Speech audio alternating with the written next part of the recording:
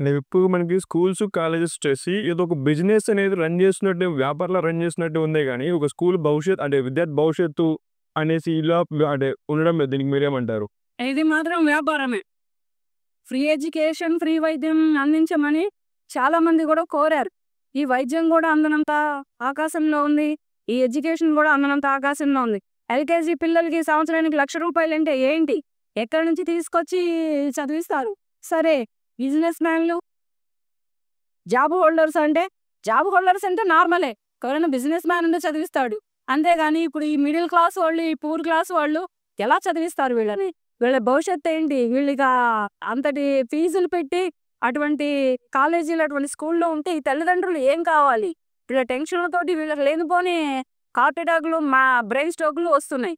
దీన్ని కూడా కొంచెం గవర్నమెంటు చర్య తీసుకుంటే బావుంటుంది. ఏ స్కూల్‌లో అయితే ఫీజులు ఎక్కువున్నాయో, ఏ కాలేజీలో అయితే ఫీజులు ఎక్కువున్నాయో, ఆ కాలేజీ మీద ఒక కొరడా జులిపిస్తే బావుంటుందని నేను అనుకుంటున్నాను. సంఘటనలు డైలీ జరుగుతూనే ఉన్నాయి గానీ, గవర్నమెంట్ నుంచి ఇటువరకు ఎటువంటి రెస్పాన్స్ అనేది రాలేదు. గవర్నమెంట్ కాదు, ప్రజలే. ప్రజలు ఏంటంటే ఈళ్ళకి కూడా తల్లిదండ్రులు కూడా తక్కువ లేరు.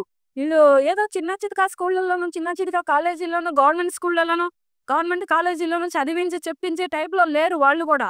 వాళ్ళు గూడా ఓ, ఆ, ఊ, ఆ అని సంవత్సరం ఉద్యోగానికి ₹1,00,000 అప్పో సప్పో చేసి ఈళ్ళ తల తాకట్టు పెట్టో, ఈళ్ళ మెడలో బంగారాలు తాకట్టు పెట్టో, ఈళ్ళ బళ్ళు తాకట్టు పెట్టో, లేకపోతే ఏమన్నా లైఫ్ ఇన్సూరెన్స్‌లుంటే వాటిలో పీక్కొచ్చో, లేకపోతే ఏమైనా చీటీలుంటే వాటిలో పీక్కొచ్చో, కట్టి వీళ్ళని ఇంత ఉపయోగం చేస్తున్నానంటే వీళ్ళు సూసైడ్ చేసుకుంటున్నారు.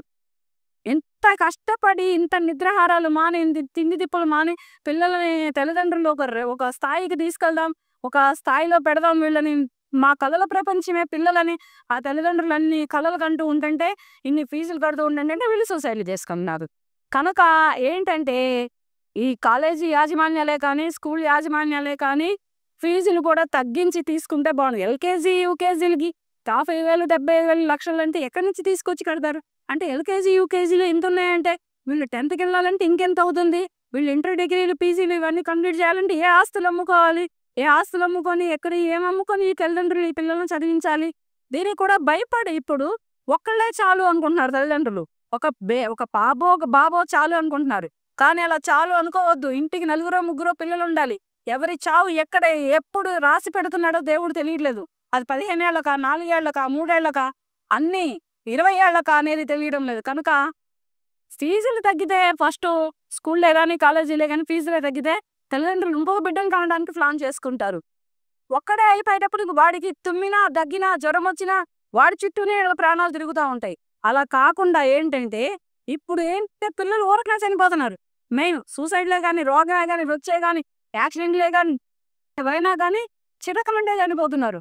అలా చనిపోతే ఈ తల్లిదండ్రులు ఏం కావాలి? మెయిన్ స్కూళ్ళు, తర్వాత కాలేజీ.